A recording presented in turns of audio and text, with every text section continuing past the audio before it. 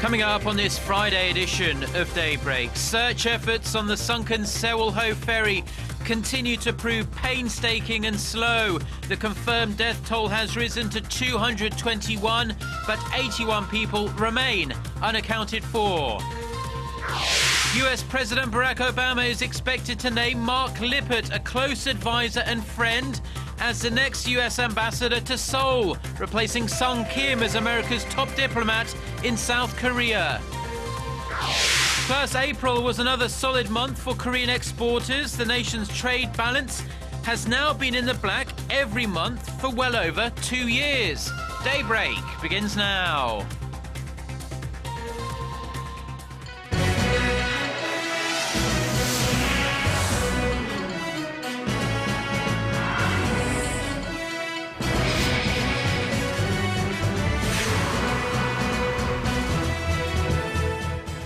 Hello and thanks for joining us. To our viewers around the world, it's 6 a.m. on Friday, May 2nd here in Seoul. I'm Mark Broom and you're tuned in to Daybreak. We start with the latest on the Sewol-ho ferry disaster. It was another long and difficult night for the search and rescue teams at the accident site.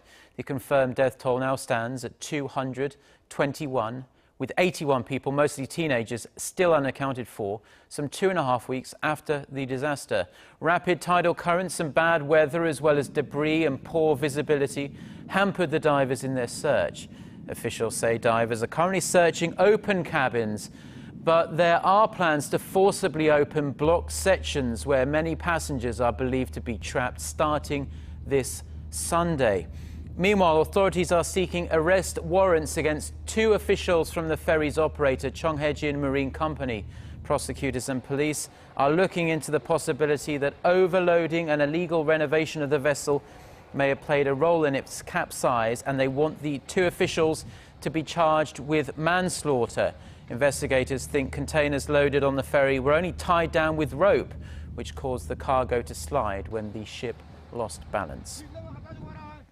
Now, the unbearable wait for the families of the missing continues on Jeonju Island, and now a group of people who have gone through a similar experience are with them to show their support. Our Kwon So-ah reports. A group who knows as well as anyone the pain of having lost a family member in a ship disaster arrived on Jeonju Island Wednesday afternoon to help the people who continue to wait for word of their loved ones who were aboard the Sewol-ho ferry. The new group of volunteers is made up of family members of the victims who lost their lives when the South Korean warship Cheonan sunk on March 26, 2010. 46 people tragically lost their lives that day. Around 30 of their family members went to Jeonju to stay with the families at Paekmokgang Harbor and Jeonju Indoor Auditorium. The people there waiting for word on the missing have been there for more than 2 weeks now and don't have much physical or mental strength left. The family members of the Cheonan victims said they want to pay back the help they received from other volunteers 4 years ago. They added that they are being careful not to draw attention to themselves, that they just want to provide help in any way they can. That includes doing the laundry, cleaning up, and serving food, among other tasks. They have also expressed their sorrow and frustration about the Sewol-ho tragedy. I would have never thought that so many young students would die. And at this moment, I'm just sad. Why do these tragic incidents keep occurring? I hope this kind of tragedy never happens again. Kwon So-ah, Arirang News. And in the wake of the disaster, the Korean government says it's investing more on establishing a more centralized disaster response system and boosting emergency training. President Park Geun-hye asked all ministries to make sure manuals that contain emergency response procedures are in place and those in charge are well informed and properly trained. She also talked about maintaining the country's financial soundness through a so-called pay-go policy, so that expenditures are paid for with funds that are already available.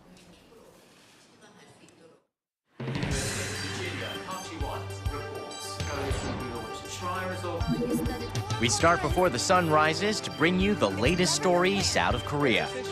We also lead the way with important global coverage. Stay on the pulse of what is happening with Daybreak.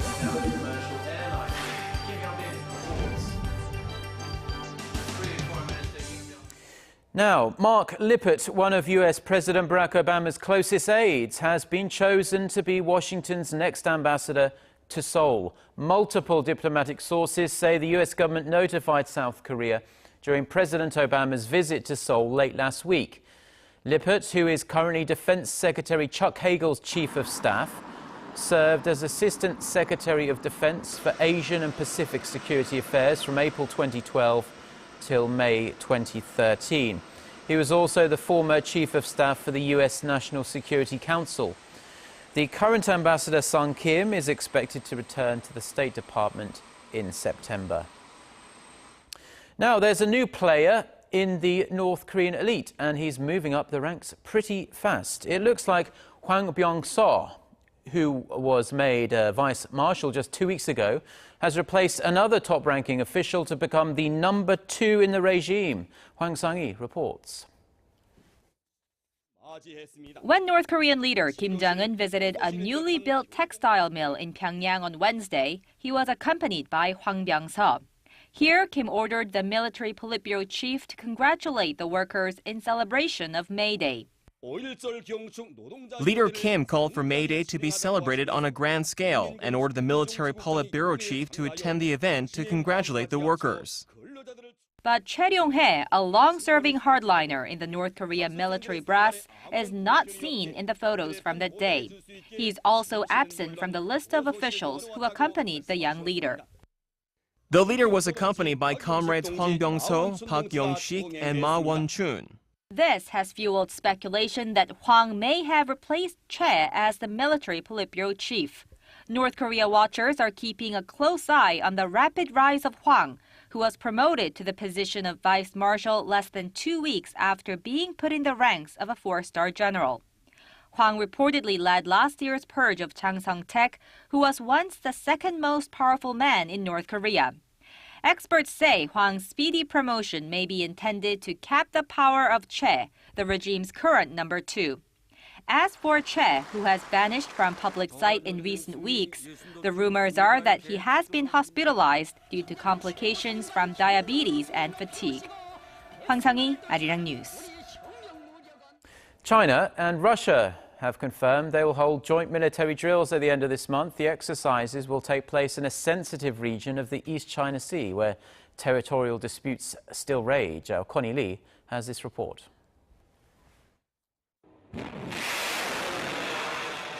Amid regional tensions, China and Russia are set to hold joint military drills at the end of the month. The naval drills, called the Jointly at Sea 2014, are planned for the East China Sea, where territorial disputes and differences over air defense zones are numerous. The East China Sea is where Beijing has had a long-standing dispute with Tokyo over islands called Diaoyu in China and Senkaku in Japan. China also declared an air defense identification zone in that area last November and has called for all foreign aircraft flying through the area to identify themselves. It's a request both the U.S. and Japan have denounced and ignored. In a statement on its website, China's defense ministry said the drills were a regular exercise between the Chinese and Russian navies. They say the drills are intended to deepen their practical cooperation and enhance their ability to deal with maritime security threats. Analysts say that choosing the East China Sea as a location for the drills is an obvious political statement, with Washington as the audience. The U.S. has sided with Japan and the Philippines in their territorial disputes with China in the East and South China Seas. As for Russia, analysts say the joint drills could be interpreted as a protest against U.S. sanctions on Moscow that have been imposed over its actions in Ukraine. However, China's defense ministry described the upcoming drills as regular in nature and that similar drills with Russia were held in the past. Connie Lee, Arirang News. Now, with a little over 1 month remaining before the June 4th local elections, the nation's political parties are busy finalizing their list of men and women they want to put forward as candidates. While many races remain up in the air, some have already taken shape. Shin Se-min reports. Gearing up for the June 4th local elections, the ruling Saenuri Party and the main opposition New Politics Alliance for Democracy have begun pinning down their candidates. The ruling and the main opposition parties have already confirmed candidates for the majority of the 17 mayoral and provincial governor seats up for grabs, and a number of the races crystallized on Wednesday and Thursday. Among those regions, the city of Busan, the nation's second largest city, will have a three-way competition as a former Minister of Fisheries, independent Oh Go-don, jumped into the race. He'll face off against Cha Byung-soo of the ruling Saenuri Party and Kim Young-chun of the main opposition New Politics Alliance for Democracy. And over in Chungcheongnam-do province, the race between former veteran lawmaker Chung Jin-seok of ruling Saenuri Party and the current provincial governor An Hee-jung of the main opposition New Politics Alliance has been finalized. With the capsizing of the ferry hitting the nation at heart, and with the growing distrust of the government and the ruling Saenuri Party, the ruling party candidates are expected to be facing an uphill battle in the June 4th election. Shin Se-min, Arirang News. April was another sturdy month for Korean exporters. The trade balance has now been in the black for 27 straight months, and on top of that, sectors that didn't fare so well last year are bouncing back strongly. Song Ji-sun reports. Korea posted a 27th consecutive monthly trade surplus in April, and more importantly, it resulted from improvement in most export industries. With the exception of LCD panels, key export items demonstrated strong growth, even steel and petroleum products, which suffered from a slump last year. Deliveries of high value-added vessels, like drill ships, helped place the shipping industry at the top in terms of export growth. Traditional export engines like semiconductors and handsets also saw an expansion thanks in part to the launch of Samsung's new Galaxy S5 model. The nation's trade surplus stood at $4.5 billion in April, with outbound shipments surpassing the $50 billion mark for the second time in history. Last month's export figure of $50.3 billion is up 9% from the same month last year, while imports rose 5% to $45.9 billion. By region, exports to U.S. rose 19% in April, another sign that the U.S. economy is recovering at a robust pace. Outbound shipments to ASEAN countries and Japan also gained ground, but slowed to European nations and China. Trade officials said, however, the large surplus in April was partly because exporters expedited shipping and customs clearances in April before the holidays in the first week of May. Looking to the month ahead, slower growth is possible due to a fewer number of working days. Song Ji-sun, Arirang News. The 15th annual Jeonju International Film Festival opened on Thursday, but without the usual fanfare due to the Sewol-ho ferry tragedy. The festival's organising committee cancelled an opening red carpet event and receptions. Outdoor performances and street events previously scheduled were also called off. Instead, the committee said the focus would be on introducing and screening 180 movies from 44 countries, most of which are experimental or art house films. The annual festival is known for lineups centering on independent and top art house pictures, but this year's program showcases more non-mainstream films. The 10-day festival opened with the world premiere of Mad, Sad, Bad, a 3D experimental film by 3 Korean directors. Now, in slightly worrying news, the World Health Organization says growing antibiotic resistance is a major global threat and is calling for urgent action. Its new report says minor infections we are able to overcome today could become deadly in the future. Kim Hyun-bin reports. Global health authorities are sounding the alarm about the world's growing resistance to antibiotics, which they say could allow for a superbug to develop. A report by the UN's World Health Organization says the resistance is occurring right now and affects anyone, no matter their age or location in the world. The WHO's Assistant Director General for Health Security, Kiji Fukuda, said the world is entering into a post-antibiotic era, where minor infections and injuries that were easily treated for decades are killing again. The WHO report, which compiled data from 114 countries, said 2 key antibiotics in particular no longer work in more than half of people being treated in some countries. One of them, carbapenem, is used to treat people with life-threatening infections. The WHO is calling for urgent action to address the issue. Experts say drug resistance is driven by misuse and overuse of antibiotics, which has given bacteria a chance to build up immunity. To reverse the tide and stave off a global epidemic, experts say it will take political will and considerable investments in research and development.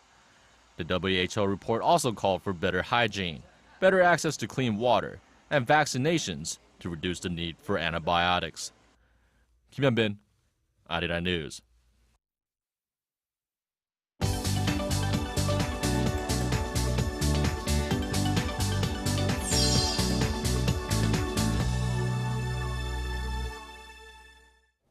Time now for a look through our international headlines. For that, we connect live to our Eunice Kim, standing by at the news center. Good morning, Eunice. Good morning, Mark. Let's begin with an update on that deadly train station explosion in northwestern China. Authorities there are saying the terror attack in Urumqi was carried out by at least 2 religious extremists who struck bystanders with knives before detonating explosives. Both are reported to have died, and 1 other person as well. 79 others were wounded. In reaction, Chinese President Xi Jinping called for, quote, decisive action and said the government must prepare itself for a, quote, long-term, complex and acute fight against Xinjiang separatists. He was concluding a 4-day tour of the Uyghur Autonomous Region when the attack took place. Wednesday's onslaught was the 3rd high-profile attack against civilians in 7 months, blamed on Xinjiang extremists. And at least 33 people have been killed in an airstrike over the largest Syrian city of Aleppo Thursday. The Syrian Observatory for Human Rights said government warplanes dropped missiles over a busy market in the rebel-controlled district. It follows a bombing over a school in southern Aleppo that killed 18 people on Wednesday. Criticism continues to mount against Syrian President Bashar al-Assad, who is preparing to be re-elected in a June poll as his government continues to attack rebel-held parts of Aleppo. More than 150,000 people have died in the 3 years of conflict against the Assad regime. Meanwhile, tensions in Ukraine is only heating up. Ukraine's acting president Oleksandr Turchinov has reinstated military conscription as Kiev continues to lose its grip in its eastern region. Pro-Russian militants took the region's prosecutor's office in the flashpoint city of Donetsk Thursday. This as NATO is boosting its presence in the region. A formal rotation ceremony, which you saw just now, was held on Wednesday in Lithuania, swapping out U.S. air contingents for NATO forces in the Baltic air policing mission. Meanwhile, Russian news agency RIA Novosti reports that Moscow began Air Force drills Thursday near its border with Estonia and Latvia.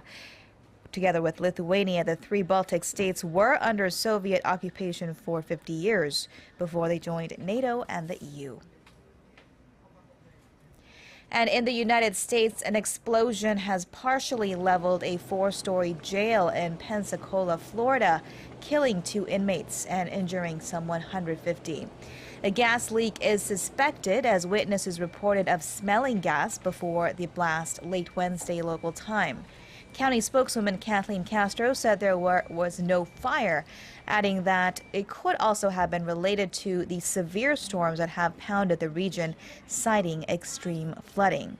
The investigation continues.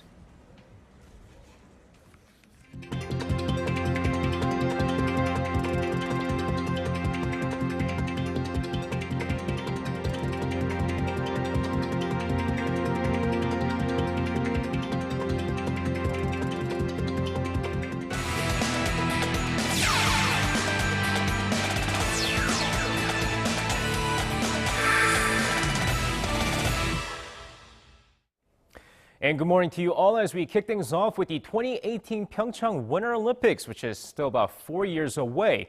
And after the IOC's organizing committee held their 3-day meeting, they liked what they saw.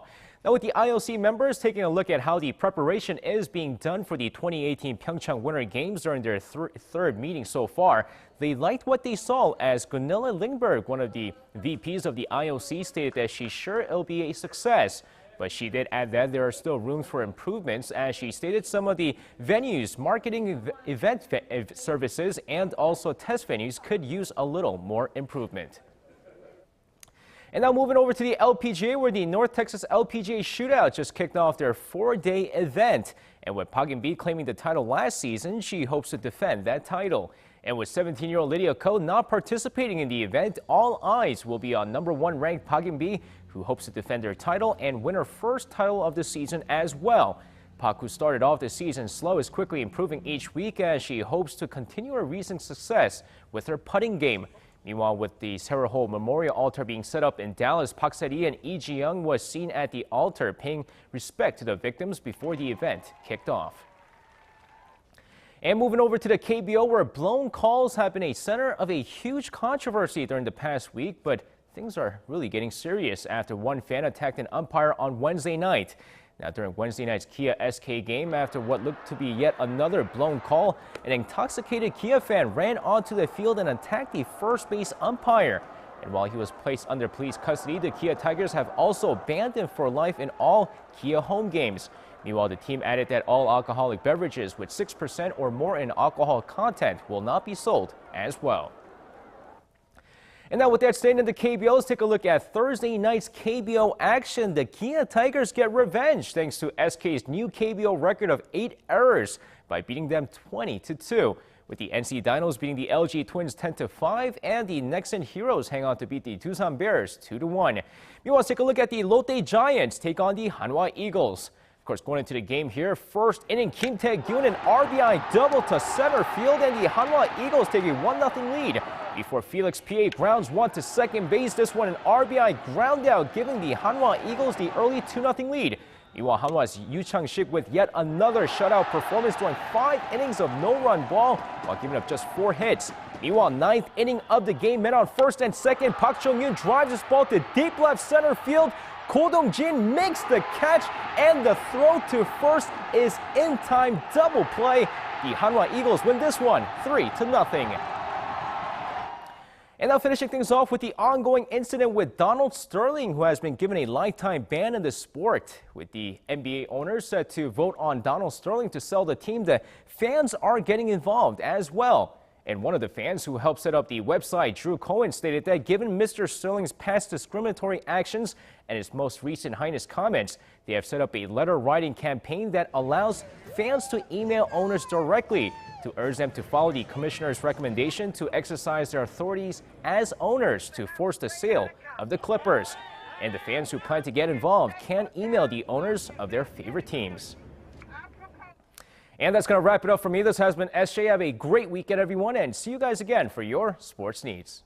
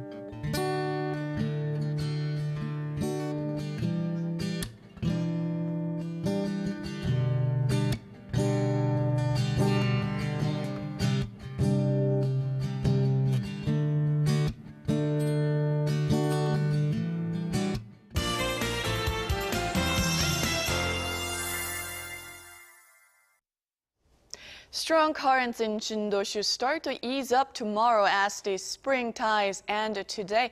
And the waves and winds should be a bit tougher, with winds blowing in at 6 to 11 meters per second during the day. And we'll start out the day under the dazzling sunshine, and the clouds should increase heading towards the afternoon. But sprinkles are in the picture for the Seoul metro area in the mid-afternoon. But the southern provinces will have temperatures hovering mid to upper 20s during the day, so it could feel like midsummer in the afternoon. Now, the high in Seoul will rise to 22 degrees Celsius, while people in Daegu should see a high of 29 degrees Celsius. Now, we should have a temperature for today, and the afternoon high in Seoul will rise to 22, and the high in Daegu should soar to 29, and Gwangju and Busan should peak at 25 and 24 respectively. Now, let's see how other regions are looking. It looks like down on Jeju and Daejeon will peak at 25 and 26. Dokdo should see a high of 23, while Mount Keungang tops out at 21. Well, that's all for now, but I'll be back with more updates after 10. And those are the stories we have for you at this hour. Korea Today is coming up in about 30 minutes' time, and we'll be back at the same time on Monday. Until then, goodbye.